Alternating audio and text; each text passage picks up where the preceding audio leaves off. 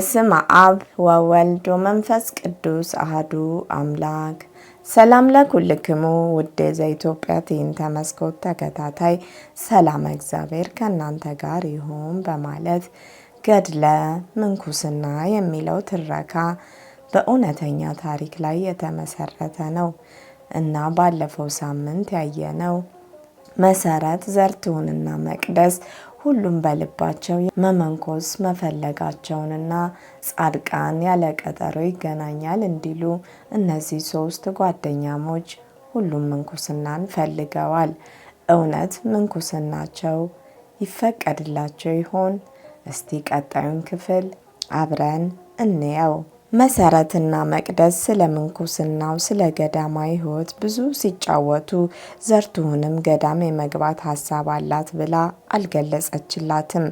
ምክንያቱም ዘርቱን አፏን አውጥታ መቅደስን አልወዳትም ስትል ባትሰማም ከጸባዩ አንጻር እሷን ስታይ የማስመሰል ፈገግታዋን የውሸት ንግግሯን ተከታትላ ስለደረሰችባት ለመቅደስ ያላትን ዝቅተኛ አስተሳሰብ ስለምታውቅ ለእሷ ሳታሳውቅ ለመቅደስ ነገርኳት ብትል ምን ያህል ነገሮች እንደሚበላሹ ስለተገነዘበች መጀመሪያ ዘርቱንን ይኸውልሽ ዘርቱን መቅደስ እንደኛው ገዳም ገብታ መኖር ትፈልጋለች አለች። ስሜቷን ከፊቷ ለመረዳት ፊት ለፊት እያየቻት ምን አለች? በጩኸት ቀጥ ብላ ቆማ መሰረት ላይ እያፈጠጠችባት። አዎ ይሄው ነው ሀሳቧ። ስለ ሁኔታው ከኛ በበለጠ አስባበታለች፣ ተዘጋጅታበታለች አለቻት ዘና ብላ። እና ምን አልሻት? መቼም ይሁን እንደማትያት እርግጠኛ ነኝ። ምክንያቱም ምን ታውቅና አለች በንቀት። መሰረት ኮስተር ብላ ዘርቱንን እያየቻት ያልኩትን አልሰማሽም እንዴ? እሷ ከኛ የበለጠ ተዘጋጅታበታለች። የነገረችኝ እንድረዳት ሳይሆን እንዳውቅ ብቻ ነው። እናም ጥሩ ነው፣ በርቺ፣ ቀጥይበት፣ እኔም ከጎንሽ ነኝ፣ አብረን ሆነን እናደርገዋለን አልኳት። ደግሞ እኔ ሳልሆን እራሷን የምትመራ የማንም ድጋፍ የማያስፈልጋት ጠንካራና ብርቱ ልጅ ናት አለች። ይህ በፍጹም አይሆንም። ይህ ሀሳብ ከሷ ወጣ ማለት በጣም ያስቸግራል። እንዴት አሰበችው? ምናልባት ያንቺ አባዜ ባላገር ነች ብለሽ ይሆናል። እስቲ ልጠይቅሽ፣ ባላገር ለነፍሱ አያስብም ያለሽ ማን ነው? ይህ በየገዳማቱ ያለ መነኩሴ ሁሉ ከከተማ ነው የሄደው? ዘርቱን በመሰረት የመረረ ንግግር ደንገጥ ብላ እኔ እኮ መሲ እንደሱ ማለት አይደለም፣ ግን ስለ ምንኩስናና ስለ ገዳም እንዴት አወቀች ብዬ ገርሞኝ ነው አለች። እንዴ እግዚአብሔር አሳወቃት። አምላኳ እንዳንቺ ሳይንቃት ፈለጋት። ባይገርምሽ መቅደስ እንደኔና እንዳንቺ በባዶ አልተነሳችም፣ መሰረት ይዛ ነው ብላ ስለ መንኩሲቱ የነገረቻትን በጠቅላላው ያደረገችውን ጥረት ነገረቻትና እባክሽ ዘርቱን ራስሽን ይህን ያህል አታኩሪ፣ እባክሽ በትዕግስት ልለምንሽ። አይ ካልሽ ከሷ አይደለም ከኔም ጋር ያለሽ ጓደኝነት ገመድ ይበጠሳል። ምክንያቱም አብሮ የሚራመድ አንድ የቀና ጎዳና አልመረጥሽምና።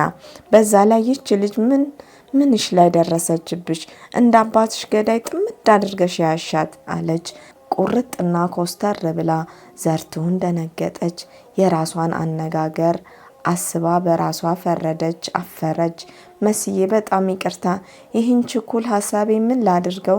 ነገሮቹን ወደፊትና ወደ ኋላ ሳላይ በችኩልነት እፈርዳለሁ። ምን ላድርግ? መሰረትም ለስለስ ብላ ዘርቱንን ይቅርታ የሚያስጠይቅ ነገር የለም፣ ለራስሽ ከራስሽ ታረቂ፣ ሰውን አትናቂ፣ ከኔ በታች ነው ብለሽ አታስቢ። ካንቺ በታች እንኳን የሆነ ሰው ቢኖር አንቺ በብዙ ብትበልጩ እሱ በአንድ ነገር ይበልጥሽ ይሆናልና ሰው አይናቅም። ፈጣሪሽን አታሳዝኝው፣ ራስሽንም አታኩሪ። ከሁሉ አንሳለሁ ብለሽ ዝቅ በይ፣ ያኔ ፈጣሪ ባንቺ ደስ ይለዋል። ምንኩስና ደግሞ ከምንም በላይ ትህትናን ይፈልጋል አለቻትና ተሰነባብተው ተለያዩ። ልቤ ጽኑ ነው ሞትና ግዞት የማያስፈራው ስድብና መጻእ ያላፈራረሰው በወላዲተ አምላክ ተመስርቶ ነው። መቅደስ እነ መሰረት ቤት መታ ሲጫወቱ መቅድዬ ትላንት ሳልነግርሽ ዘርቱን እኮ ገዳም የመግባት ሀሳብ አላት። አስቀድማም የነገረችኝ እሷ ናት አለቻት ፊት ለፊት እያየቻት። መቅደስ በመገረም መስዬ ዘርቱን ገዳም ልትገባ አለቻት አፏን በአፏ ይዛ። አዎ ምን ነው መቅዲ ዘርቱን እኮ በጣም ቆራጥና ጠንካራ ነች።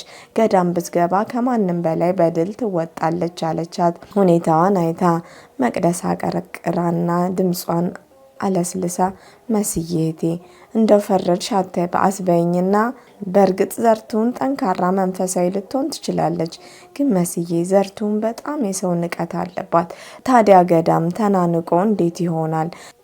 ግን ዛሬም ነገር ተናንቆ ተቆራርጦ ገዳም በመግባት አላምንበትም። ስለዚህ አንቺ ከአብሮ አደግ ጓደኛሽ ጋር አብረሽ ሂጂ። እኔ የሚያሰብኩት ያለምኩት ብቻዬን ነውና ወዳለኝ ገዳም ሄዳለሁ። ካንቺ ጋር ከሀገር ጠረፍም ብሆን እንጠያየቃለን። መቼም አንረሳሳም። ከእሷ ጋር ግን ገዳም መግባት እኔ ቀርቶ እንደኔ ከሆነ ላንቺም አይታየኝም አለች ቁርጥ አድርጋ። መሰረት ደነገጠች። ትክ ብላ አየቻት። ግን እኮ እውነቷን ነው ዘርቱን የማትታረም ሁልጊዜ እየፈጨ ጥሬ ናት አለችና በሀሳቧ በማግስቱ መቅደስና መሰረት ወደ ቀጠሮ ቦታ ሲሄዱ መቅድዬ እንዲህ አደራ ሰው ከሰው ሲኖር ተቻችሎ ነውና አደራሽን ሳታኮርፊ ሁሉን ናቅ አድርገሽ ትተሽ በሰላም እንነጋገር። አየሽ ሁሉ ነገር ከተውት ይተዋል። ደግሞ እንደዚህ ረጅም ዓላማ ያለው ሰው ሆደ ሰፊ ካልሆነ ያሰበበት ቀርቶ አንድ እርምጃ እንኳን መጓዝ አይችልምና አደራ ትዕግስተኛ ሁኚ። እኛ ሰውን አንናቅ እንናቃለን እንጂ ሰው ቢንቀን ቢያንቋሽሸን ስለ እግዚአብሔር ብለን በደስታ ካሳለፍነው ዋጋችን በሰማይ ሆነ በምድር የበዛ ነው። የአሸናፊዎች አሸናፊ እንሆናለን። ለምን ተነቀፍን፣ ለምን ተጣላን የሚሉ አምላክን የማያውቁ ዓለማውያን ብቻ ናቸው። እኛ በክርስቶስ ክርስቲያን የተባለው መንፈሳዊ ግን ስድቡን፣ ነቀፋውን፣ ዘለፋውን እንደ ሙሉ ደስታ መቁጠር አለብን። ስለዚህ መቅድዬ ቂምን ከልብሽ አውጥተሽ ክፉ ትዝታሽን ከልብሽ ፍቀሽ ይቅር ብለሻት በግልጽ እንነጋገር እሺ የኔ እህት አለቻት በመለማመጥ። መቅደስ ምንም መልስ አልሰጠቻትም። ረጅም ጎዳና ከፊቱ የተደቀነ ሰው ገና ከጅምሩ ጥላቻ ስንቅ አያደርግም። መስዬ አምላክ አንቺን የመሰለ መካሪ፣ ተቆጪ፣ አጽናኝ፣ ደጋፊ አለው ባይ እህት ሰጥቶኛል። ስለዚህ ከዛሬ ጀምሮ በዘርቱን አልከፋም፣ አላዝንም፣ አልቆጣም። እመኝኝ መሲ ብቻ ፈጣሪ አንቺን አያሳጣኝ። አንቺ ካለሽ ሁሉ ነገር አለኝና አልጨነቅም። ከዛሬ ጀምሮ መከፋቱንም ከዘርቱን አንስቻለሁ አለች። አይ መቅድዬ ሰው ማች ተለዋጭ ነው። ሰው ምን ቢወዱት ተስፋ አይጣልበትም። ስለዚህ መቅድዬ እምነትሽ በማይሞተው በማይለወጠው ዘላለማዊ በሆነ አምላክ ብቻ ይሁን። ምክሬ ግን በመቀበልሽ ደስ ብሎኛል። ቤተ ክርስቲያን ደርሰው ተገናኝተው ይቅር ከተባባሉ በኋላ ወደ መጡበት ጉዳይ ገብተው ሀሳባቸውን ተራ በተራ ካብራሩ በኋላ መሰረት አዎ እስካሁን የተነጋገርንበት ሁሉ እማሆይን ለጥር ሲመጡ በግልጽ የነገርናቸው ሁኔታዎችን እንዲያመቻችሉን እንማጸናቸዋለን። መቼም ዓላማውን ልከተል የሚል ሰው እምቢ አይባልም። በአጭር ጊዜ ውስጥ ይረዱናል ብዬ ከእግዚአብሔር ጋር ተስፋ አደርጋለሁ አለች። አዎ መስዬ እንዴት የተባረኩ እናት መሰሉሽ። እኔ ሳናግራቸው እኮ እንደ ትልቅ ሰው አክብረው በትህትና ነው ያናገሩኝ። ስለዚህ እንደሚረዱን አትጠራጠሪ አለች እርግጠኛ ሆና። ይሁንና ቀኑ ደርሶ ከሳቸው እስክንገናኝ ድረስ በምንም ነገር ማንም ሳናስነቃ ትምህርታችንን በንቃት በትጋት መከታተል፣ መጾም፣ ተግቶ መጸለይ አለብን አለች መሰረት። መጾም መጸለዩን እሺ፣ ትምህርት ቤት ግን ገዳም ከገባን ምን ያደርግልናል? ለምን ገደል አይገባም ብንተወውስ አለች መቅደስ። እውነትሽን ነው። ገዳም ከገባን ከሱ ጋር መጨማለቁ ምን ያደርጋል? ላንጠቀምበት አለች ዘርቱንም። ምን ሆናችሁ መማር ገዳም ከመግባትና ከእግዚአብሔር ፍቅር አይለየን። ቢማሩ ቢመራመሩ አይደል ገዳማትን ቅዱሳን መካንና ቤተ ክርስቲያንን ጠብቀው ጽፈው ለእኛ ያቆዩልን። ስለዚህ መማር አለብን፣ ያውም በስጋት። እነሱ ተምረው ያስረከቡንን እኛ ደግሞ ለሚቀጥለው ትውልድ ማስረከብ የምንችለው ስንማር ስናውቅ ነው። መማር ለገዳማውያን አይጠቅምም ትላላችሁ። በእርግጥ መማራችን ባልተማረው ላይ ለመኩራት ለመመጻደቅ፣ ሌላው የበታች አድርጎ ልናይበት ከሆነ ያለ መማሩ ይሻላል።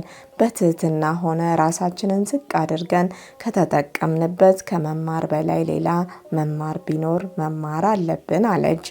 ሁለቱም በጽሞና ሲያዳምጧት ቆይተው ይገርማል፣ አሁን ሁሉ ግልጽ ሆኖልኛል፣ ገባኝ። መቼም እኛ እንደዛ ወንድም ዲግሪ ባንጭንም ባለችን ጊዜ ተገኝተን ጠንክረን ተምረን ያልተማረ እናስተምራለን። ገዳምንም በጽፈትም ትምህርት በሚጠየቅ ቦታ ሁሉ የአቅማችንን የእውቀታችንን ያህል እናገለግላለን አለች ዘርትሁን። ልክ ነሽ፣ አሁን ከበፊቱ በበለጠ በርትተን ተግተን መማር አለብን አለች መቅደስ። አዎ አሁን ሁሉ ነገር ተስተካከለ። ከዚህ እስከምንሄድ ከዚህ ያለ ትምህርታችንን እንማራለን። በገዳም በምንሆን ጊዜ ደግሞ በዛ የሚሰጠውን ትምህርት እንማራለን። አምላክ ራጉኤል እንደወደደ ያድርግልን አለች መሰረት በደስታ ፊቷ እያበራ። ወስብሐት ለእግዚአብሔር ወለወላዲቱ ድንግል ወለመስቀሉ ክቡር።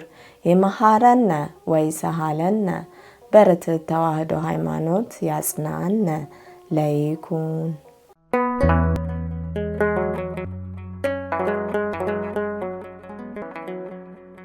ዘኢትዮጵያ